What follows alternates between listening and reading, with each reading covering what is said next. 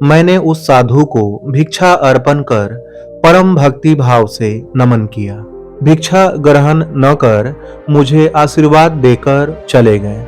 अगले दिन संध्या को जब मैं हाथ जोड़कर ध्यान में बैठी थी, तब चांदी का एक ताबीज मेरी हथेलियों के बीच में प्रकट हो गया, जैसा साधु ने कहा था।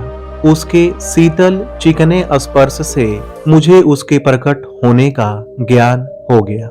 मैंने 2 वर्षों से अधिक समय तक इसे सावधानी पूर्वक संभाल कर रखा और अब इसे अनंत के पास छोड़े जा रही हूँ।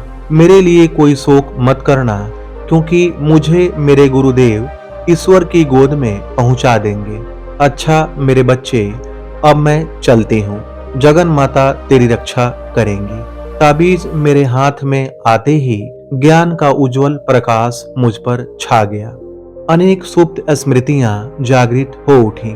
ताबीज गोल, दिखने में कुछ विचित्र सा और प्राचीन लगता था। उस पर संस्कृत के अक्षर खुदे हुए थे। मैं समझ गया कि इस जन्म के जीवन पथ पर भी अदृश्य रूप से मेरा मार्गदर्शन करने वाले मेरे पूर्व जन्मों के गुरुओं ने इसे भेजा था।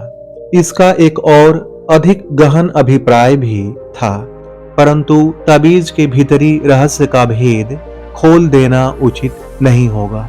मेरे जीवन की अत्यंत दुखद घटनाओं के बीच वह ताबीज अंततः किस प्रकार अदृश्य हो गया और उसका अदृश्य होना किस प्रकार मेरे लिए गुरु लाभ का सूचक सिद्ध हुआ, इसका वर्णन इस प्रकरण में करने की आवश्यकता नहीं।